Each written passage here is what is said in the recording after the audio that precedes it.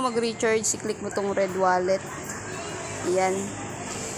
Tapos, sundin lang natin yung steps para makapag-recharge.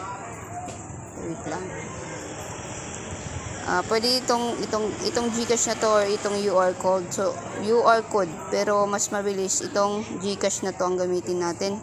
Yan. Tapos, i-click mo lang magkano ang amount na gusto mong ipasok. Example, 200. I-click mo yung 200. Tapos, click deposit.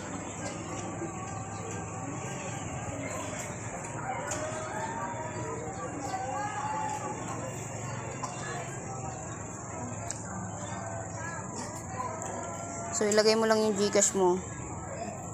Tapos, pag-click mo yan, may verification code. Ilagay mo lang yung code na mag-text sa number mo. Like this. Yan.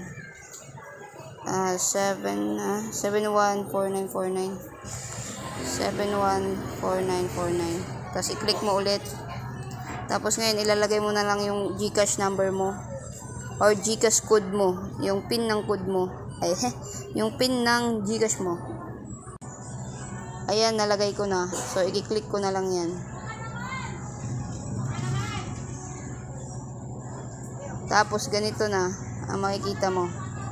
Ayan. Tapos, i-pay mo na yan 200 pesos at automatic pupunta na yan dun sa account mo. So, ganun lang guys.